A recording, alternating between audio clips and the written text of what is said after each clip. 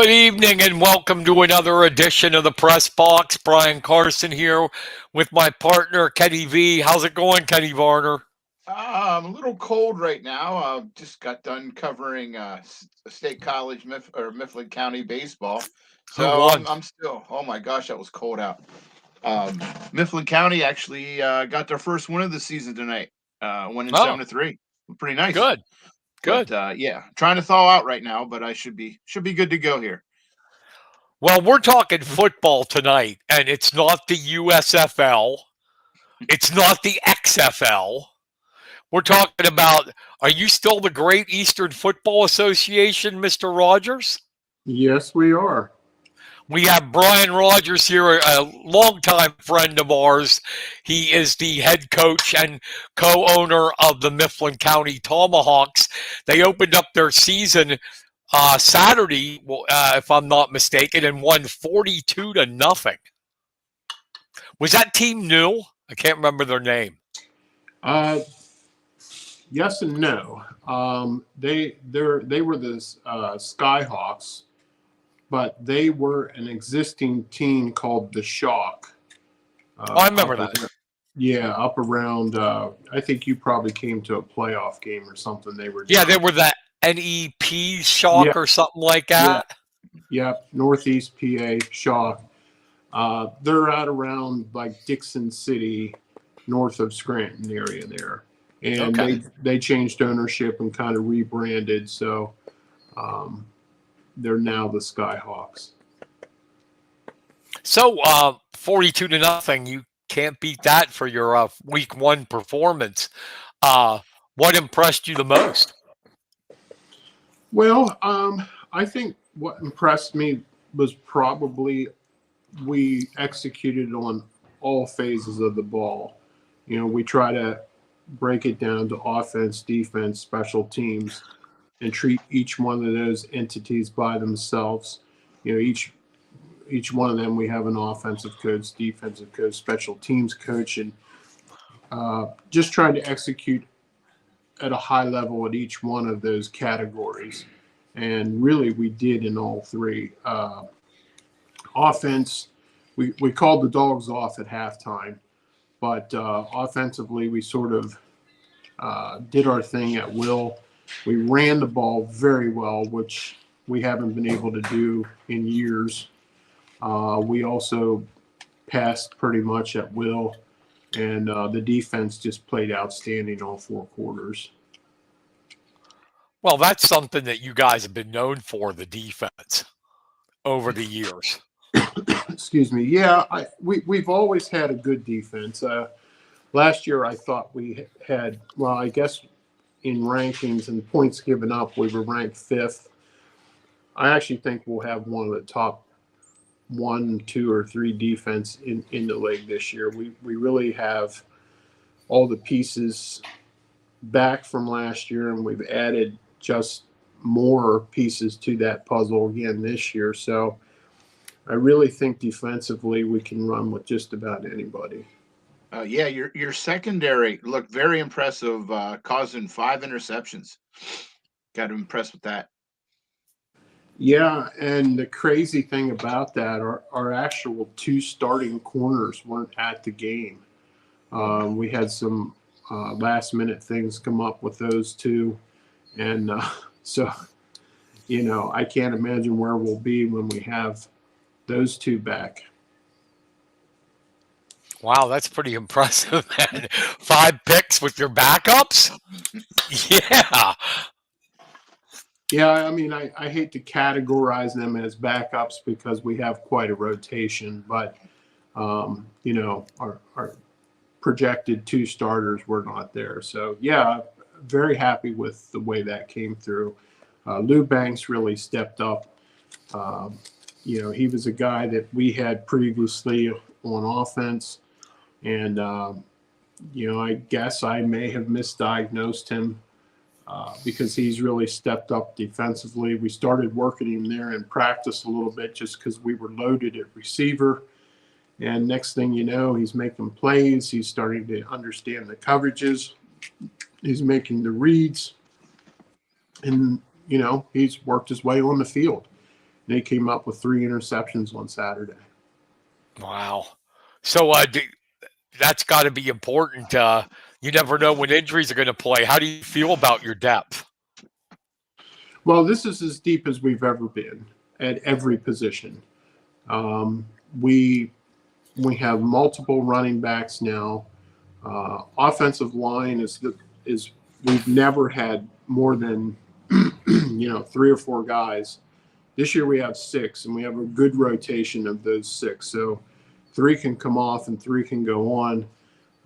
We also have two or 3 tight ends that we can use at any time. So, I mean, I'm hoping everybody stays healthy. But if, for instance, a right tackle goes down, last year we had to replace that with a running back or a backup tight end or whatever it may be. And this year we'll actually have the depth to cover a position like that. Kenny, you got a question? Yeah, it seems like your team's a pretty tight knit group too. A lot of good karma there between each other. Good friendship, relationships, kind of like a family. It seems like they really rally behind each other. Well, I think I'm glad you picked up on that.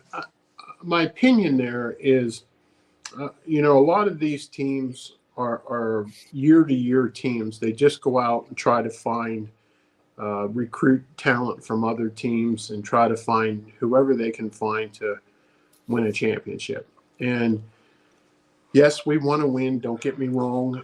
That's what we're in it for. But beyond that, we're not a team that picks up 10 guys from another team or 8 guys from here, 6 guys from there. We always pick up a couple, but that's just not our thing. Our motto is we are who we are. We all we got. And, we have just built a team internally and tried to expand it from there. And it's those teams. We're the second oldest team in the league. And this is our 16th year going off. And the reason we've been here, I think, is because that's been our main principle. These teams that go out and they go get 10 guys from another team because they promised them to win a championship, 2-3 years down the road, usually they're not there. And that's why there's never been a core group of loyal guys that stuck together and tried to build something. So I don't know. Maybe that's part of the reason we've been around as long as we have. Absolutely. You've got some like Timmy Beck. It's hard to believe I'm saying that, but Timmy Beck's like an old guy now. Yeah, I read in the paper, I think maybe Kenny, you reported it. I'm not sure. This is his 9th year. And that just meant, Timmy was a kid I coached in high school, and it just makes me feel even older than I really am.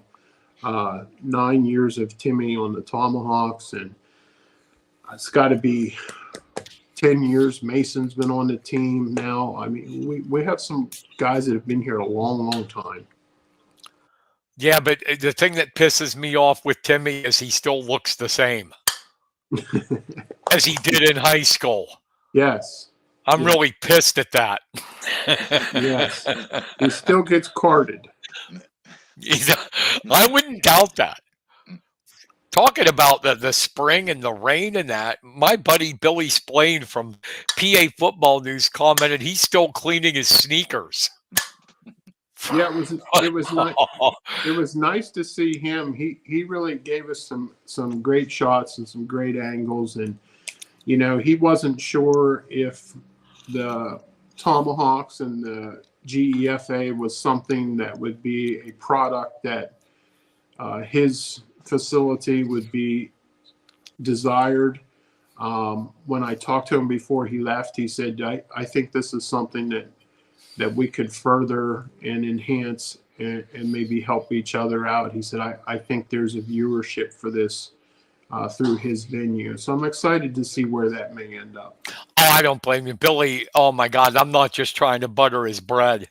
Billy really knows the ins and outs of high school football. So I know he'll do a great job with promoting your league. Yeah, and it was amazing. how many kids he knew.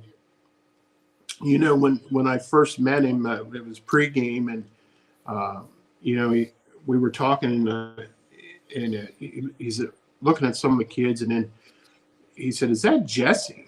And you know, remember, I don't know if you remember, I think it was Jesse's junior year. They did a big article on him and made him Yes. All-State and different things. So, you know, he kind of knew some of the kids and was familiar with one of the kids over from Dixon City. So, I mean, that's his world. You know, he lives and breathes that. And, so it was nice that he was able to see, hey, you know, this is real stuff here. These guys are hitting. This isn't a beer league.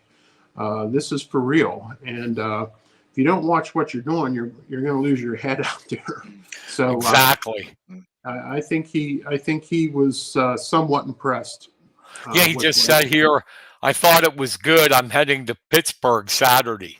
Guy travels everywhere. Everywhere. I think he means Phillipsburg. Oh.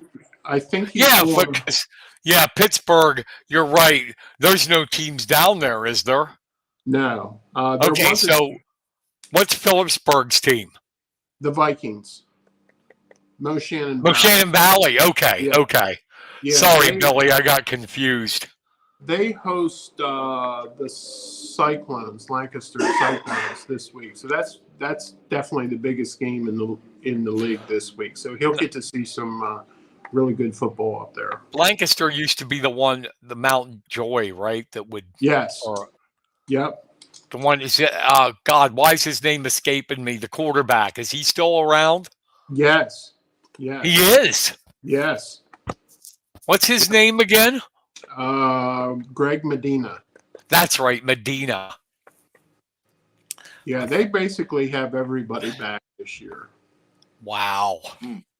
So speaking of the publicity, I've been noticing, and that's cool that Billy's doing that. I've been noticing, you know, the Sentinel covered it they've covered it for a while because I used to do it. But I've noticed like the Trib was covering games and that. Are you? I mean, you've been with the league since the beginning. Are you happy to see this now? All of a sudden, the media is going, "Yeah, this is legit. We better cover this." You know, that's a $1 million question because, you know, like I said, 16 years I've been doing this, and to this day, I'll still walk up to someone and we'll be talking, and I'll say, well, you know, I have the Tomahawk football team. What football team? You know, the Tomahawks. No idea. Wow. You know, so it's crazy because I don't know what else we can do. We're on billboards. The OIP puts us on their billboard out there. We're at the Bruno boards. We ads all over the place. Our schedules are everywhere. Our sponsors advertise us. We're in the Sentinel. Facebook page has, what do we have, Jess? Over 2,000 followers on there, something like that. But people just don't know we're here. And I'm not sure what we can do. But things like PA Football News and some of those other outlets, I think, really helps us along. One of the guys told me, and I'm not computer savvy, but Kyle Cayley had a big run this week where he kind of bulldozed over two guys in for a touchdown, and that clip got put on the PA Football News thing. And last I heard, it had like 65,000 views. Wow. So, you know, things, excuse me, things like that. You know, if some of those people see that, you know, hey, what is that? You know, maybe they click over and try to find us on Facebook or something like that. That's a win-win for us. So, you know, whatever we can do to keep the name getting out there and keep doing what we're able to do, you know, I'm all for it. Absolutely. So let's talk about the team here. I noticed you got some of the old timers, Kaylee, Timmy Beck. Name some of the other ones. I saw that you've got a new old quarterback back. One of your favorites, the Southpaw from Cleveland. LaShawn Brown. So I'm sure you were thrilled when he ended up coming back to the fold again. Well, sure. I mean, he moved to Cleveland, back to Cleveland where he's from, because his daughter ended up out there. And as fate would have it, she ended up moving back to the State College area. And LaShawn followed and came back to the area. And he and Jesse and a bunch of the guys got together and decided to put a flag team together in that State College League. They ended up winning that championship. And, they just started talking and said, can we make another run with the Tomahawks? And that's sort of how it all, bringing him in, sort of developed. And here we are. And who are some of the other familiar names we know that are back? We only lost 2 from last year, so we have everybody back. I will tell you, we picked up a couple new folks. Do you remember Devin Wileman that played for the Huskies? Yes. He joined the team this year as a rookie. He had an interception on Saturday and was in on a few tackles. He's really looking good for a rookie. Really, really impressed with him. The Bell brothers are back on the team. Oh, yeah. Yeah. Nice. John dropped 2 interceptions this week, so we're benching him. Who else did we? Dylan Lukovich. He's back on the offensive line.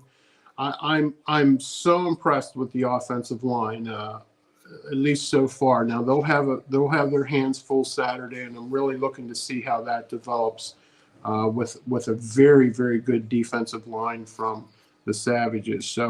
But so far this offensive line is special.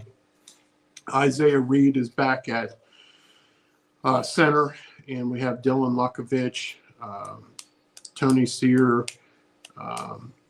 Xavier Carrington. We feel pretty confident on the O-line, and if we can protect our quarterback, I think we have some exciting things ahead of us. Is Mason back on defense?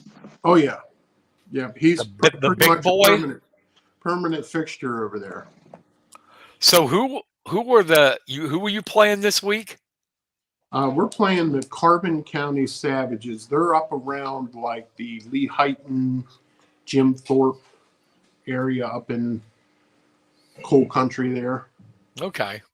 It's been a couple years since I've been covering it, so some of these teams I don't recognize their name. I think this is their 4th year in the league. So with what you have and the experience you have, you got to be pretty confident this season. Well, I'm excited for the potential. You know me, I'm never confident. I lose sleep when we play the 1-8 teams. When we play the 9-0 teams, I sleep like a baby. I don't know. I'm someone, I just never overlook anybody. I get nervous when I feel that the players do. So I just hope we stay focused week to week, beating your opponent, beating the guy across from you. Let's get that first down. Let's execute this drive. Let's take it one bite at a time. And that will be the measure of our success. We just can't take teams lightly. Our guys get up. I mean, next week we play the Cyclones. I won't have to motivate them at all. They'll be completely motivated.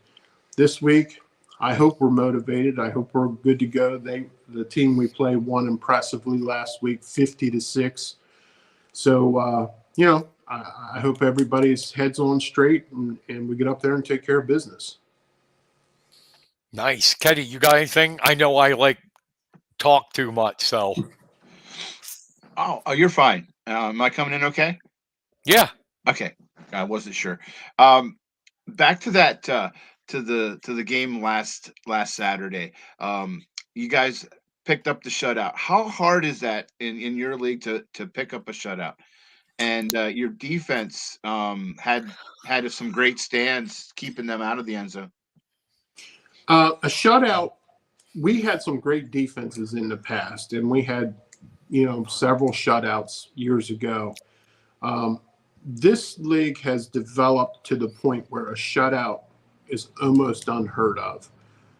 Last week, I don't think there was one shutout. Jess, was there anybody that? Rutgers only scored 6.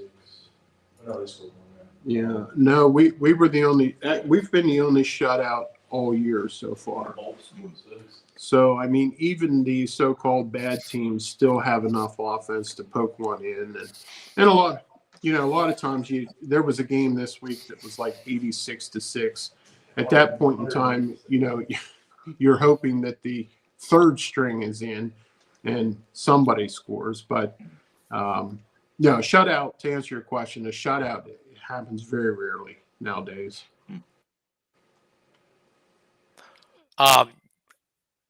Who are some of the newcomers we should keep an eye on?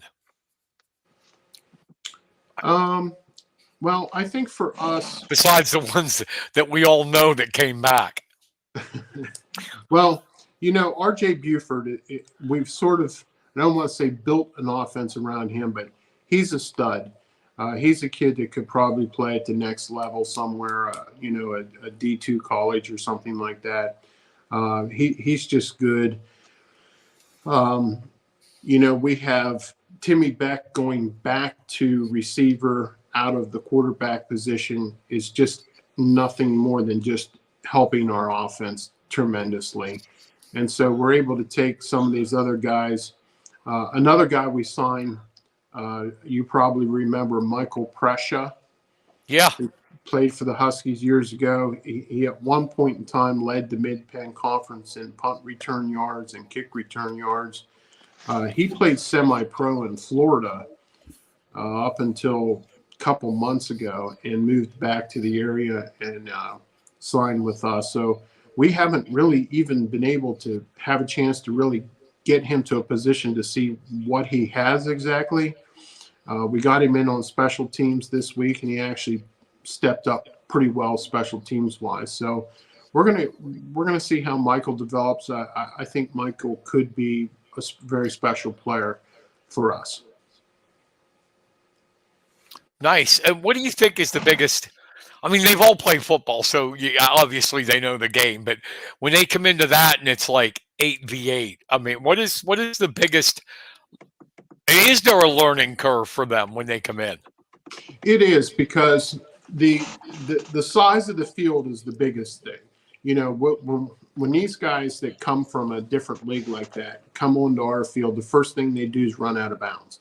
They don't realize the narrowness, I guess, if that's a word, of what we play on. So, a lot of times you'll have a guy, they run a pitch and it's just pure speed. They're trying to get speed to the edge.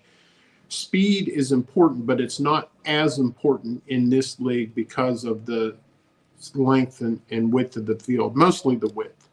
And as I've always liked to call offense, based on the hash mark. So, you've got a strong field to your right and a short field to your left. You set your offensive plays up kind of around that. With our league, that hash mark is actually only 7 yards apart. So if the ball's on the home side hash, your ability to call plays the opposite direction really isn't affected that much. In other words, there's no advantage to running the field side against the thin side. So that's a big difference. And we see a lot of players, like I said, they run themselves out of bounds, or they'll throw a ball, it's way out of bounds, it's way over. So they have to bring that, kind of tighten their game in, if that makes sense, and kind of bring in the true dimensions of that field. And then the game is much faster, especially kids coming out of high school. It's a much, much faster game than what they're used to seeing, much faster. And so there's that learning curve. So it's kind of a goofy thing. It really is. The 8-on-8 is not for everybody. It's, we've had some 11-on-11 guys come into this league from other leagues, and they've played 2 or 3 games and said, I'm just not interested in this. You know, especially like some of your, you know, we had a couple wideouts that came from an arena league, an 11-on-11, not arena, semi-pro league, and this just wasn't for them. You know, just they're not able to do what they're paid to do, so to speak, in our right.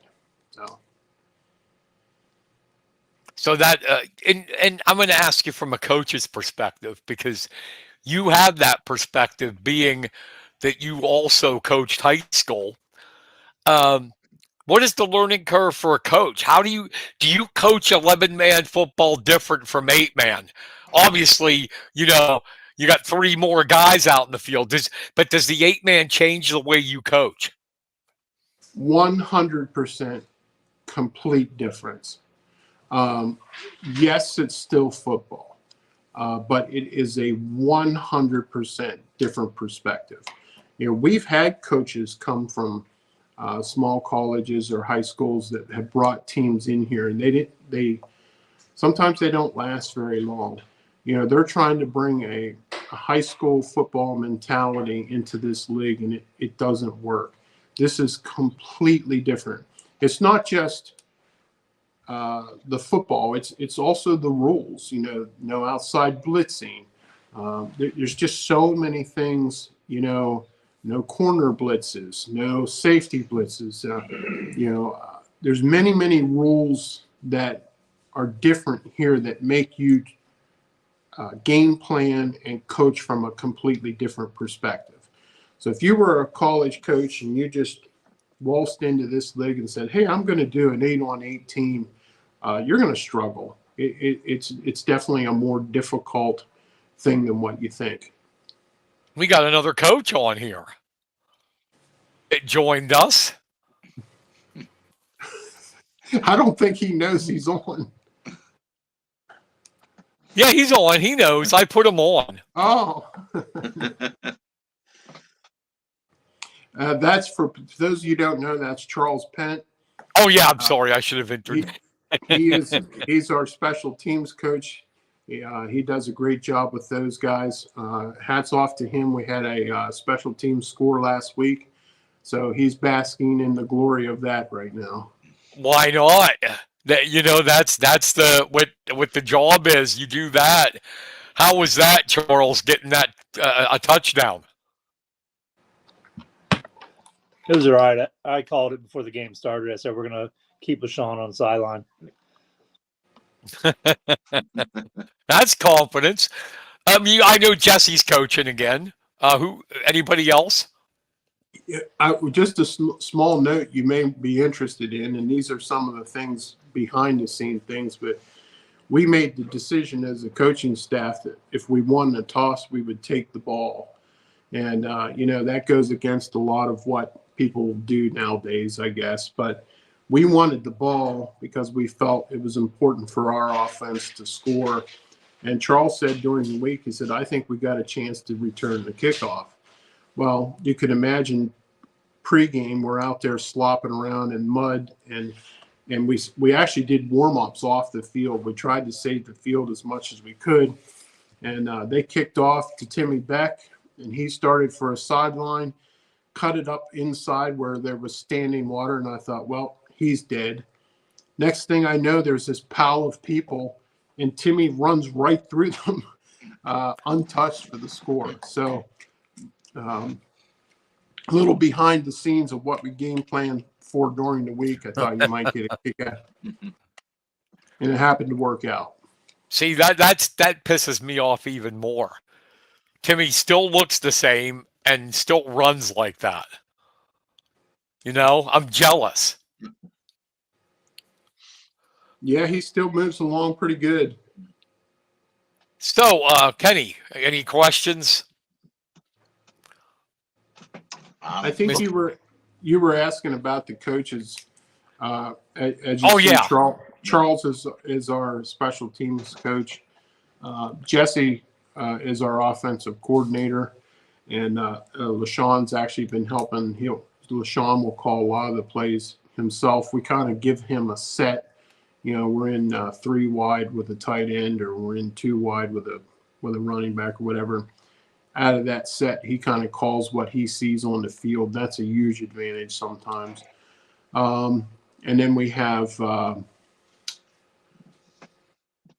who else do we have? Just Chris McClellan, who's been a huge help to our defense. He calls a lot of the defense on the fly, and he does a ton of film and really helps.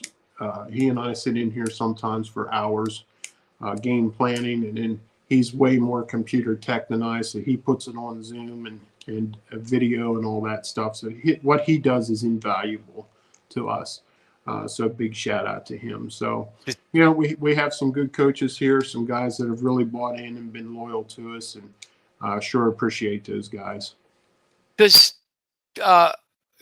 Chris still play, or is he just coaching now? Well, believe it or not, Chris came back for one more year. He thought maybe, he retired. He was really hurting after that season. And, he had that terrible knee injury years ago. And during his retirement year, he was still working out, still doing things. Then he played in that flag league over there this year and really kind of felt good. He was rested and his body kind of bounced back. And he thought, you know what, can I really do this again? So he's in a point where he's plays. I don't want to say sporadically, but a lot of times it's nice to have him on the field when a team is doing something and we have to make rotations on the fly or make adjustments on the fly. It's nice to have a veteran out there helping call that defense. But also he's a big help on the sideline. So he's kind of our dual threat, I guess, where he is doing a lot of coaching, but he is going on the field as needed. And so far, it's worked out great. So, you really do have a veteran team. Not that they wouldn't be playing if they weren't in shape, but their bodies are getting older. Do you monitor how much time they get on the field? Do you substitute heavy or no? We do. We've only played the one game. We have a pre-game plan, and we have at least offensively, we're pretty scripted offensively, usually through the first 10 offensive plays. And then defensively, our first series is pretty well scripted.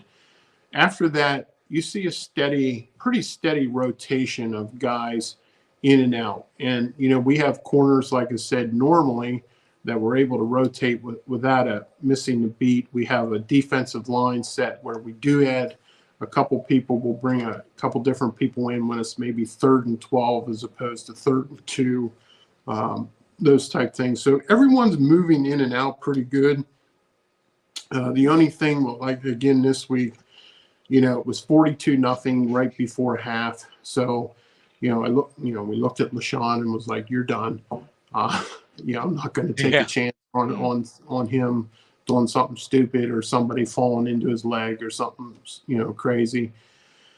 So yes, I think so far we've done, like I said, it's early and we've, it's been a kind of a blowout, but it's just, me, Brian, I'm not one to beat a team 85-0. Nobody doesn't help anybody. So, second half of that team, we cleared the bench. Everybody got in. Everybody got good playing time.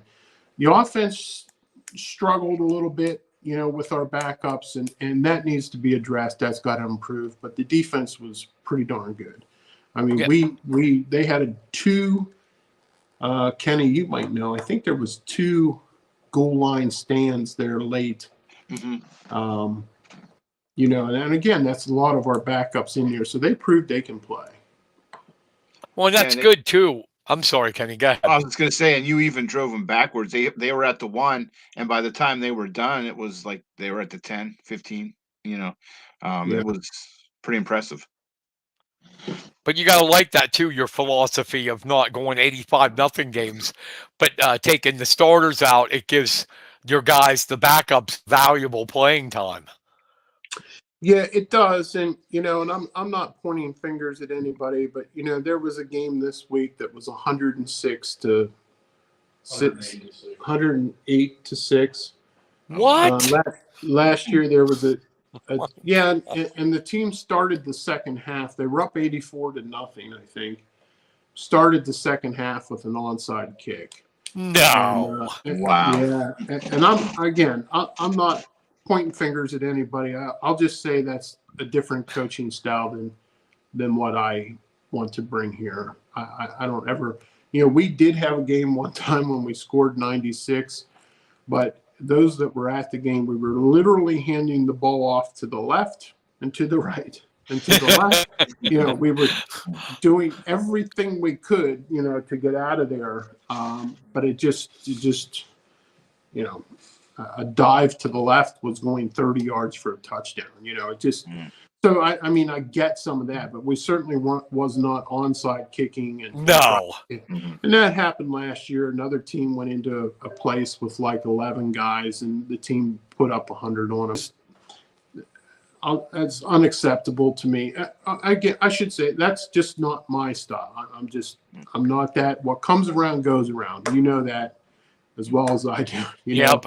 You can be the New England Patriots for 10 years and then all of a sudden you're not the New England Patriots anymore. What comes around goes around, and you kick the teeth into somebody. There's going to come a day when you're going to have a weaker team, and you can get your teeth kicked in. And I think if you give the respect back is earned, if that makes sense. Yeah, no, I agree, because if you're trying all your best to, you bring your backups in, like you said, running vanilla plays, and they still can't stop it, well, then that's on them. But Right. if you're up 84-0 and doing onside kicks, that's ridiculous. Yeah. Yeah, and that's, we're trying, as a league, we're trying to grow, and we're trying to get more teams in the league. And ever since COVID, we've really slid backwards. We're down to 14 teams now. And you remember at one point we were at 21, I believe. Mm-hmm. And, COVID has changed things as far as, pre-COVID, you could almost go into any business and get a sponsorship or get the things you need to try to pull this off. And then after COVID, these businesses closed, or their advertising budgets and things that they give to the community, they got tightened up. And I don't blame them. I understand that. I have businesses myself, and things are different. And that has hurt our league. We're just not getting the owners like we have before. So, you have to kind of keep the big picture in mind. And yes, this might be a great day to score 100 on somebody, but at the end of the day, how does that help the league? How does that help that young team that's trying to build? And we need that team to stay in the league. So I don't know. Like I said, I'm not saying they're wrong and I'm right. I guess I'm just saying I have a difference of opinion on how to operate. Right. And you were saying about COVID hurting things. You have any ideas on how you would like to promote it? How you want people to see the league? Well, I think I discussed this week with James Simerson. He's the president of the league, and I was president for 3 years, a few years back, and James really has taken it to the next level. I'll be honest, he does a lot of things I would never do.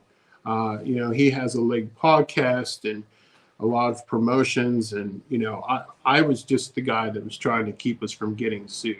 I was trying to get our bylaws correct, and our I's dotted and T's crossed, and James has really taken it to another level as far as that's concerned.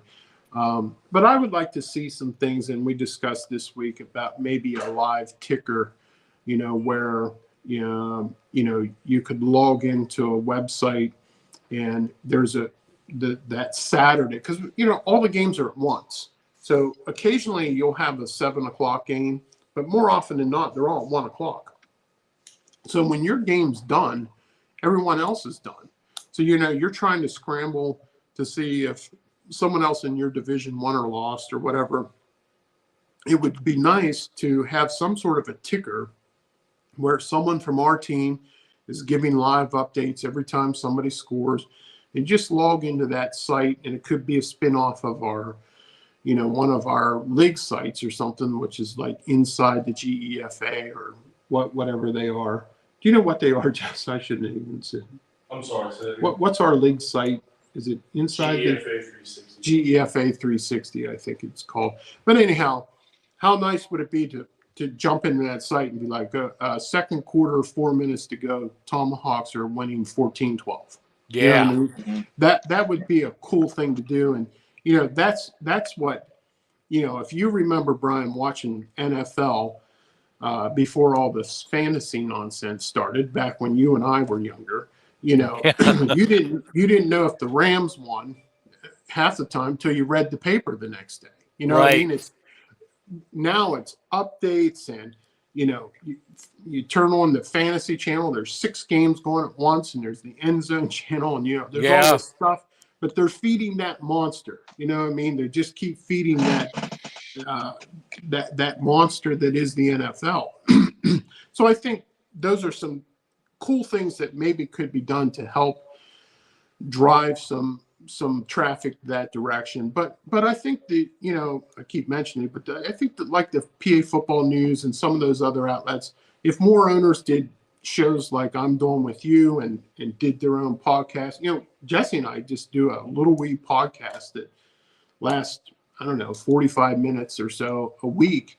And I think last week's got like 600 views. So, not for nothing, but that's 600 views. And if each team did that, multiply that by 14, and now we're starting to get some exposure. And I think that's how it has to be done. It has to be done in your community specifically. And I've said, I don't mean to keep rambling, but go. I've said this before. I think the teams that succeed the most, and I don't mean wins and losses. Take that out, because my definition of a successful team isn't necessarily wins and losses. I think that's very important. However, the success of a team, in my opinion, is who's making the most out of what they do inside their community. And Brian, you've known us for years. We're having a fundraiser for this guy. We had a player killed last year, and we set up a trust for his daughter. We had a fundraiser. We did the orange for Drew years ago. And Kenny, you remember all these things that we've done. So we try to give back as much to the community as we possibly can. And I think the teams that are in smaller markets, I think if we were the Tomahawks in Harrisburg, we would probably fail. I just think the smaller market teams have the advantage of getting the community behind them because there's just not as much to do. I mean, I look at Mifflin County, even Saturday, Kenny was there. Despite the rotten weather, we had a pretty good crowd down there. Mm-hmm. Oh, definitely. I was pretty happy with who we had for week 1 in a miserable weather. So, multiply that on a nice day and so on. I think we just moved to Kish Park last year. I think that's been a great move for us, and I'm hoping that continues to roll. I think if you're in Harrisburg, because we've had teams in inner city Harrisburg, and they've all failed. There's just too much going on in a city to be able to get any notoriety of football.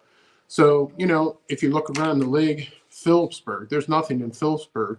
They got a pretty good team up there that's marketing themselves and doing good things up there. You look around the league, and it's a lot of those smaller market teams. The Cyclones started in Mount Joy. It's nothing in Mount Joy, So,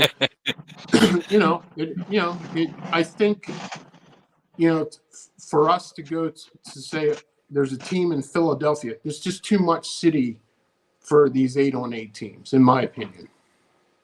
If that makes sense. Okay. Yeah, it does Definitely. make sense completely. Well, that's the site, right? The GEFA360.com. Yes. Okay.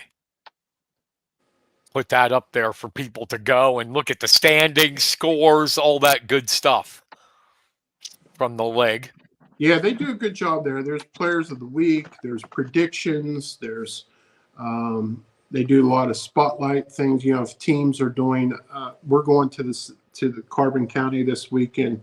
Right before kickoff, they're honoring one of their guys that died in the off season. So, you know, the league will step up and promote games like that and events like that too. So it's very good, very, very interesting stuff. Good. Go there, everybody. Go there. Promote the football in the area. All these small little areas, these rural areas. Yeah, we got a pretty good listener base, Brian. So hopefully it'll get out and people get on there and come out to the games. Yeah, I hope we- so. We've been averaging we started this in September, Kenny and I, and it's grown to the point where we average about 2,500 listeners a week. Oh, wow, that's terrific. Yeah, so it's doing pretty good. So hopefully people who haven't checked it out will go and check out some GEFA, Great Eastern Football Association games. Yeah, I think you'll find it's pretty entertaining. You know, we normally have an announcer and we have the music and food booth, and you know, it's a pretty entertaining thing. I have a lot of people that go for the first time. I had a guy in the cigar shop here last year and went down. You know, I was telling him about it. He went to a game. He's hooked. He's at every game. You know, he's like, this is the coolest thing ever. You know, and he's like, where's this been? I'm like, it's been here for 12 years. But you know, it's fun. He takes his kids, and you know, occasionally a player says a bad word, and we try very hard to tell them not to, but they're grown adults, and you know, there's only so much of that you can handle. But you know, by and large, it's family friendly, and it's just a good time. And you know, you both can attest, it's real football. I mean, it's Oh yeah. Oh, definitely. This isn't flag football stuff or touch football. No. I mean, we've seen some devastating injuries over the years. I mean, luckily, we did have. I think the league had maybe 10 years ago. They had a guy got paralyzed, but by and large, most of the injuries have been not as severe as that. But there's been some vicious hits. You know, I don't not cheap shots. You know what I mean? Just good hard hits. How did you approach that when you first got the team together?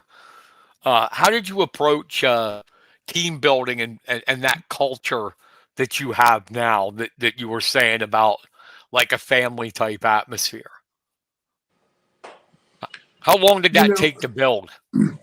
So when I first got in this, you know, I came in as a player, and I played, I don't know, 4 or 5 years. I don't even remember now. I probably got hit in the head one too many times. But so I played, and the owner that had the team asked me if I was interested in taking over the team, and which I did. And then he eventually just completely retired from it altogether. But back in those days, going from a player to an owner, that, you know, when I was a player, it was just a mishmash of whatever. We never had a winning season. It was just a mishmash of whatever. You know, we had some good talent, but we couldn't put anything together really. Then when I took over, you know, we went out and we just found guys that we thought would buy into the system, and we got the John Peaches and the Zooks, and I mean, I remember our front line was half Amish and half Mennonite that year. I mean, we were recruiting from the cornfields of Belleville back then, you know, and of course the league has come a long way from then. But you know, those guys were the real beginners of the family type thing. And next thing you know, we're all going out to eat together. We're going to each other's house for dinner, and we're socializing. And, you know, as you bring as that keeps going year after year after year, these guys become family. Jesse got married 2 years ago or so, and probably 3/4 of the team was at the wedding. That's just Nice. how close that we've stayed together over the years. And, at some point I'm going to retire, and that day's coming soon. But I will miss that part of it. I can understand that. Oh, definitely. So you said you got a new place to play. You were down in Rec Park. How do you like Kish Park? Well, I love it. I just love it. We've had last week, as Kenny knows, we had a little bit of a challenge with some things. I think we got that rectified. But I was so happy to get back to Kish. Rec Park was just nothing but issues down there. And Kenny, you know exactly what I'm talking. Or Brian, you know exactly what I'm talking about. So I was glad to get out of there. I have some great memories of Kish Park. I wish it could have been different, but moving to Kish and Jesse Barger and Noah Wise and those that opened the door for us, and just was like coming back home. Because, we started up in the Jamboree Field was the first game we ever had. And we were up there for, I think, 2 years. So coming back to Kish Park and just the amount of traffic that goes through there, and like the local businesses, some of our sponsors like Burnham OIP and some of them, this is right out their back door. So just having us there and having the people being able to see us and being much more visible, I think has been a big thing for us. Last year, our attendance was still a little bit light. But a lot of people just didn't know we were over there. So I'm really looking forward to a good year there. We try to, try our best to do everything we can down there to make that as good as possible. A lot of people don't know, but, during the season, we maintain that whole field. We mow it, we plant seed. We did a lot of electrical upgrades. We fixed the water down there. We repaired some of the scoreboard stuff. We ripped the field up Saturday pretty good. We'll bring a roller in next week and have the field professionally rolled. So there's some money and time and whatnot invested in just getting that field able to be played this year. And I don't think a lot of people know that we have to go through that. And I'm not complaining. I'm so happy for a place to play. But, we put some time and effort into that field. Gotcha. We have T12. Who's T12? No idea. Who are you, T12? Identify. Are they talking about you? Yeah, I didn't know I was in here. Who is it? Who am I talking to?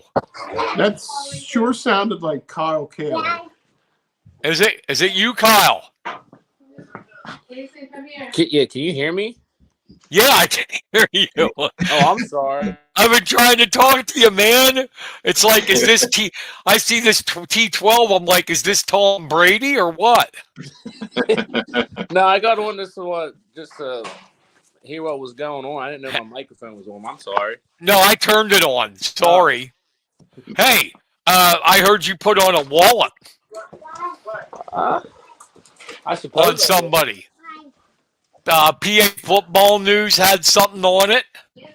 Yes, they did. They had a great clip of it, actually. Really good angle. Describe it for me. What was going? Did you do that after you knocked him on his butt? Did you do that? Yeah, man. Like I always used to, just since high school. Right. So that's because why you were a wrestler, and wrestlers can do anything. You're right about that. So tell me something. tell me something, buddy. Brian's telling me about the team. You had the Bells come back. LaShawn's back. I mean, Timmy is like 150 and still playing. And, you got to be feeling pretty confident about the team this year. It's really a veteran team, isn't it? Oh yeah, it is, and it's all the core guys that when I first started playing, they were there, and it's an amazing feeling to have all those guys back on the field, be able to play at least one more time all together. I mean, the chemistry we have together is amazing. All right, we're gonna go talk to Tata. Got the little ones. That's the little one. They want to be on too. Yes, he does. He wants to be in all my business. Oh, you got a boy. Yes, I do. How old? He'll be 3 in May. 3. Ooh, let's see. 14 years. I may be alive to cover him if he wrestles. Oh, I hope you are. I'm praying he does, but whatever he decides to do, I know. For him the best of my ability. Yeah, but he'll probably be a wrestler. He'll see what Daddy did, and that's the hope. So, we were talking about the veteran team and all that stuff, and you know each other, and is that how important is that to have that camaraderie and that team chemistry? I mean, it's to me it's super important. And even though we got the veteran guys back, like even the guys that just started playing with us a couple of years ago that travel, like RJ, Daquan,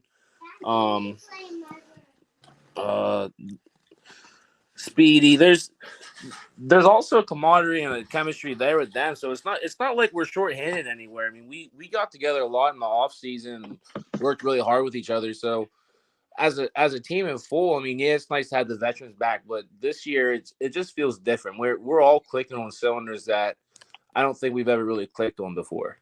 Obviously, 42-0 last week, pitching a shutout. Kenny said you had a couple goal line stands. Tell me your thoughts on the team's performance last week in your opener. I mean, you know how it is. There's always some criticism you can give to improve yourself. But for the first week, I mean, defense played lights out. And the last time we had defense like that, correct me if I'm wrong, Coach Rodgers, but that was like 2017 or 2018 that we had a defense that stopped teams like that. Yeah, and even earlier, really, 15 and 16. Yeah, so, I mean, the defense played lights out, and, I mean, they're only going to get better as the season goes. And offensively, I mean, we've always struggled in the past, but we've really taken a big stride this year with who we are and who our identity is as a team.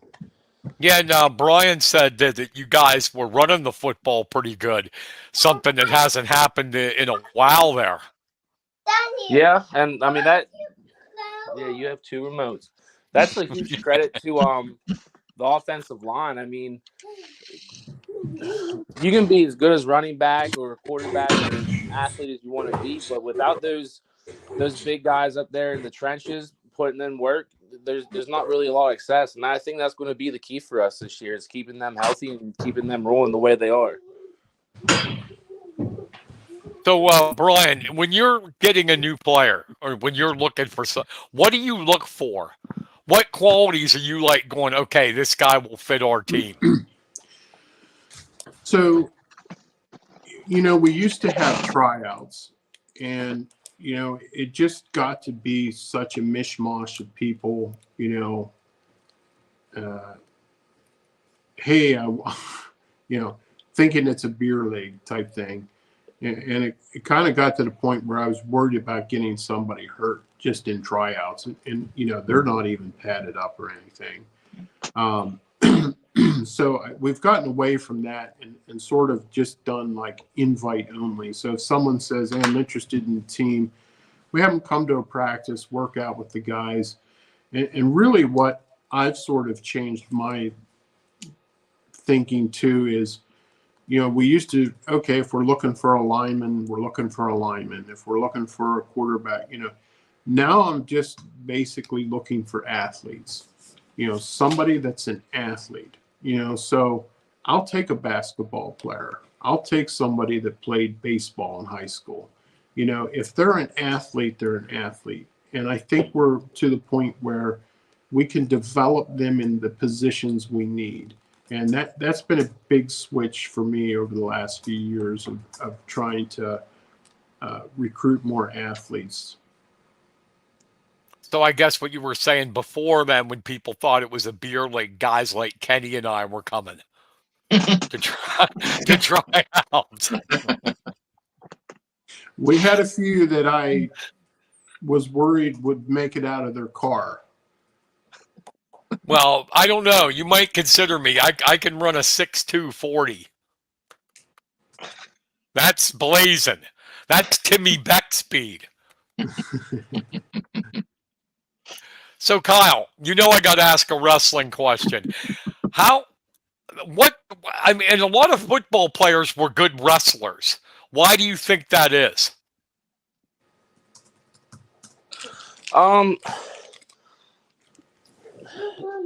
Honestly, the reason that is because when you wrestle, you learn a lot about balance and being in the right position. When you wrestle, if you are out of balance at all, anyone can beat you. So I think that's attributes a lot to success in other sports, is just that knowledge of having your body positioned in certain ways when certain stuff happens. What weight are you at right now? Are you at your high school playing weight, or? Oh no, I wish. No, he's way over that. Way over that. Are you really? I'm about 270 right now. I've lost about 10 to 15 pounds in the last couple of weeks. I went onto a diet, but yeah, I'm a lot heavier than what I was back then. Hey, that we all do. Can't avoid it, I don't think. Metabolism starts to slow. I wouldn't say he's morbidly obese, but he's up there. No, I'm morbidly obese. I know he's Brian, not up with. Do you have time for a quick Kyle Cayley story? Yes, I do. Okay. Hey, we're not on like Big Louie or anything. This is our show. We can go as long as we want. Oh, okay. Well, I didn't want to waste your time, but you might get a kick out of this. So Kyle's on a big diet, right? Big strict diet. And we were together somewhere down in, I think, Shippensburg. We had a few guys together, and it came lunchtime. I said, why don't we go over here to this pizza place? Now, mind you, Kyle's on this strict diet. So, I don't know if he's going to order a salad and water. I don't know. So we go into the pizza place, and Kyle orders a large stromboli. So I'm just sort of scratching my head. I'm not one to tell anybody what they should eat or whatever, but I was just curious. Oh, and actually he had packed the salad. So he houses this gigantic calzone or whatever it was. And we go throughout our day. And then on the way home, we stopped at a convenience store to get something to drink. And again, mind you, Kyle's on this strict diet. He goes into the convenience store, comes out, and I'm driving down the road, and I look in the rearview mirror, and he's got a family size mini donut thing, and he's just fisting these donuts one right after the other. And again, but I'm thinking, what kind of diet is this? It's apparently an all-you-can-eat buffet of mini donuts and strombolis. So I didn't think much of it. I go home, and Timmy Beck sends me a picture of Kyle's Snapchat. And the Snapchat is like one piece of boiled chicken with a side of rice And his quote underneath is, "This diet sucks." I know one thing. Are you describing, Kyle? That's my diet. I've been doing that for 30 years. And you're only in a wheelchair, right? Yes, I'm in a wheelchair and a walker. I have a walker around the house, a wheelchair to go outside. Well, we've had some laughs over that, I'll tell you. That diet sucks. Yes. What'd you think about that, Kyle? Is that a true story? No, that is 100% true story. I'll never be able to live that down for the rest of my life. Hey, we all get hungry, man. Yep. My worst was one time I went to McDonald's. I practically lived there, and their McDoubles. I ordered 7 McDoubles and just plowed them right in my mouth, man. They were gone. No. I was like Wimpy with his cheeseburger. That's, for us old timers, Brian, that's Popeye, everybody. Old Wimpy. Just down in the burgers. Yeah, I remember Wimpy. Kenny, I got to do this because poor Kenny, I talk so much that, I sometimes don't give him a chance. So, Kenny, got any questions? Oh no, I'm just sitting back enjoying all. So, Brian, we'll end it with this. Anybody that hasn't come to see it, give them a reason why to come. Well, I think anything that anybody has going on locally, it's great if you can support it. I just gave $25 this morning to somebody for something. I don't know. It's always something, but if it's something local, we try to support it. And, I think, here we have a high school that just announced they're building this, multi-million-dollar facility over there. And there were a lot of negative comments on there about that. And I just shake my head because I don't understand, as somebody that coached at Mitchell Field, and I don't know what your opinions are or not, but, Mitchell Field was a great place to play. It had a lot of history and everything else, but you got to understand the teams that we're trying to get to come here. I'm sure, Brian, you remember there were teams in the Mid-Penn that didn't want to come here because of our locker room facilities and yes, the different things. And, at some point you got to look at the size of our school. We had this conversation on this podcast, 6 months ago, a year ago, yes, whenever that was.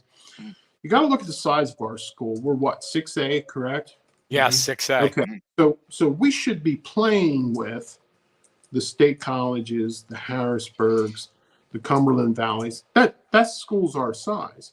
Now, obviously, we're not there yet, and the team had a much better season. Went to playoffs, played Altoona hard, all that type of thing. But you have to, at some point, you have to take a step forward, and at least try to bring the facilities up to where everybody else is, at least. And yes, we're not there today, but let's look at tomorrow. How do we get the program there? And I think a big step is the facilities. I think if the kids see new facilities and some of these things, maybe you'll get some of those kids out. Maybe you'll get some of the dual athletes to come back out instead of concentrating on one sport. So I'm a believer in that. I think that was the right thing to do. I pay taxes too, and yes, that's what your taxes go to. I understand all that. But Mitchell Field was a dinosaur. We had all kinds of trouble in the Mid-Penn with teams coming in here. It was almost an embarrassment. And I love Mitchell Field. Like I said, it's a cool place. It's a great place to play. But it's just not. You remember when Cardinal Mooney came down here? Yeah. And they were like, "What is this?" I mean, here's a team that, they play their games at Youngstown State, So I think it will help put us on the map some. I think it will maybe help someday get some of our kids recruited. When you mention Micah Parsons went to Harrisburg, if Who? Micah Parsons. I'm joking. Oh, I'm joking. if he would have went to Lock Haven, what's Lock Haven called now? Central Mountain. Central Mountain. Would he have been recognized? You know what I'm saying? Maybe. Yeah. You know what I'm saying? When you hear State College and you hear Harrisburg and you hear Cumberland Valley, you're talking about programs that have history. They're a good school and they're recruited heavily. And I think that is something we need to take steps toward. So I don't know. To answer your initial question, I think, anytime you can support something locally, it's a good time. I think we do a good job down here with, having announcers, having a food booth, having entertainment. We've brought the cheerleaders in at halftime. We've brought, what were the gymnastics team one year. We try to do something every year where we're bringing more community people in. And, so give us a chance. That's all I'd ask. Come down to a game, give us a chance. And who knows, you might like it. Well, Brian, just from being the head coach of the Burnham Bulldogs The Special Needs, Bulldogs. you've done a lot for us, and I know we're appreciative of it. You play us in football, and the kids just enjoy every time we get together. So thank you for that. On that, you guys just do so much, and I'm glad that we're getting this out here and getting you out, and hopefully get some people out to the games. Well, thank you very much. I know the guys really enjoy the time we spent with the Bulldogs, and there's some real rivalries there with some of those guys. And but Kenny, it always ends in those kids giving us a hug, or wearing our jersey, or something, and it really puts life in perspective. And that is something that, when we're all done with this, those are the times that I'll really value. Well, that's good. That's yeah, I know Kenny's mentioned all the time how, that you guys, how you support the Bulldogs and play their game, play against them and all that. And that's pretty cool. Because you're right. That in the end, that's what's important. Mm-hmm. It's, people caring for one another.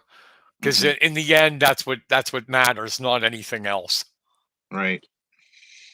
Yeah, and they I agree with us. I mean, rarely does a game go by that I don't look back and see a couple of them standing over there watching us. Some of them wearing Tomahawk jerseys or hats or T-shirts or whatever, but they're there and they're cheering. Well, LaShawn was on, but then he went off. So yeah, that sounds a lot like his game. Yeah, he came on and then jumped back off while we were talking. So I don't know, but yeah, I absolutely 100% agree with you about the stadium. Mitchell Field is great memories for people. It's nostalgia, but it is actually now it's the laughing stock of the Mid-Penn when they come to play. Because I mean, you go down. I mean, I'm talking about a school that's like 3 times smaller than us, West Perry, and they've got artificial turf, a new press box. And yeah, I agree. We can't keep playing in Mitchell Field and expect to get quality teams to come in. It's not going to happen. Look at Bald Eagle. Mm-hmm. Oh yeah. What are they? Double A? Right. Like it's embarrassing. And again, I couldn't agree more. I love the memories that Mitchell Field had. I mean, will always be a special place for Jesse. But it just the times have changed, and you look at Bald Eagle, and did I hear Belfont just build a big field? Or yes, yeah. Penns Phillipsburg. Valley, I think, built a big field, and was that Penns? Not Penns Valley, PO. Yeah, Phillipsburg. Yeah. Yeah. So, you kind of got to get with the times. And again, wouldn't it be nice? Back in the day, I shouldn't say in the day, but I know like when Jesse played and I coached, Hayes tried to bring some people in, and Matt Shoemaker tried to bring some people in for our non-conference games that, like the Cardinal Moonies and some of these other bigger type schools, that were out there, they were, Mooney was a dynasty, still are, and how many of those kids go Division II or better from out of that high school? And for them to come all the way to Mifflin County, it should be a major deal for us. And, years ago, Huntington used to do that all the time when they were good. They would bring teams up from Philadelphia in those first 3 games when you're trying to get those non-league games in. Yeah. State College is always playing somebody from Maryland or, and that's kind of how you build a program. But, you got to give them a reason to come. And I'm sorry, but Mitchell Field isn't a reason. No, it definitely isn't. Not at all. Not at all. For those of you that don't know, take one step in the locker room. Just take one step in the locker room, and you'll see. I've been in there. Yeah. I mean, I don't know if the water's been on in there. You guys never used to shower over there, did you? I mean, it's disgusting. Yeah. And the other thing it'll do is it'll get playoff games there. Yeah, 100%. I mean, especially where we're located. Remember playoffs used to be in Altoona, then I guess it's moved to Hershey, right? The state playoffs. Yes. No, it moved to Mechanicsburg. It's at Cumberland Valley now. Oh, okay. But, a lot of those regional games, that, sometimes they have them at St. Francis or, wherever these regional games can be. If we had a facility like that, that's something that, we could absolutely host some of that stuff. Yeah, because Bald Eagle area gets them now all the time. Yeah, yeah. Look at the Lesser Lumber game. Yeah. That's right in our backyard. Those are our kids. Awesome. Hey, Kenny, you got any questions to ask Brian before we get out of here? Yeah, just looking back, 2008 to now, did you ever see the team getting to be as like it is right now? Starting from like humble beginnings, bringing a team from where was that from that you came from originally when you played? Milheim was the first place. We were called the Milheim Dutchmen, and they couldn't get enough players over there. They put an ad in our paper, believe it or not, for players. And in 2008, I went over to check it out, just dressed in street clothes, just to see what it was all about. And there was maybe 10 or 12 of us standing there, and a guy looked at me and he goes, "Jump in at nose guard." And I said, no. I'm just here to watch. Well, ended up starting at nose guard for 2 years. But to answer your question, absolutely not. I thought this was going to be a, 8-game thing and it would fall apart. I never dreamed this would be something, hey, 16 years from now, you'll still be in this. It was just a mishmash. There were no rosters. Literally game day, you could go down the street.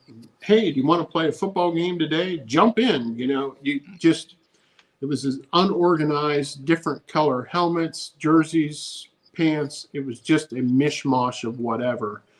And over the years, we got organized. We became uniform. We do the YouTube thing, and on and on and on, all the things that we've done over the years. And to be where we're at is actually somewhat surreal from where we came from. Sounds like the Avenue Raiders. Do you remember them? Midget football. I played for the Avenue Raiders. We used Kish Park as our field. I think they're the Little Mingos now. Or what? Oh no, that league folded, but we had that. I had a different color helmet from the rest of my team. I had a different jersey. So yeah, that's humble beginnings. Kyle, what attracted you to want to play in the for the Tomahawks? Well, just the love of the game.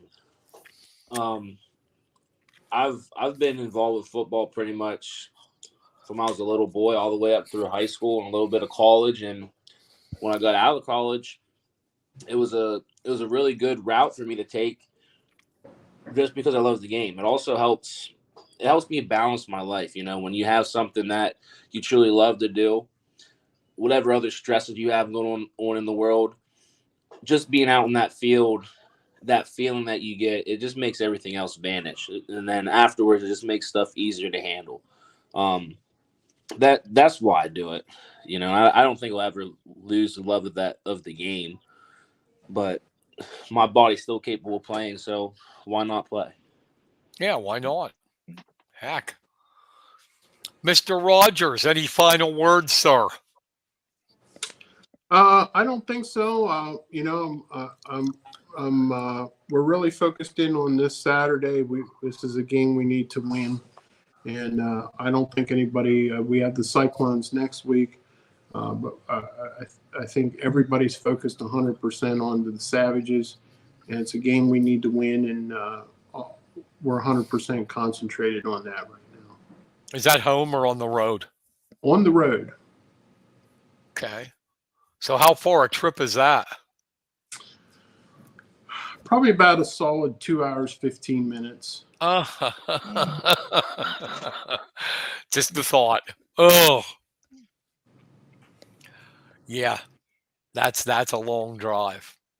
It is, but that's the league is sort of gravitating towards, at one point in time, most of the teams were around Williamsport.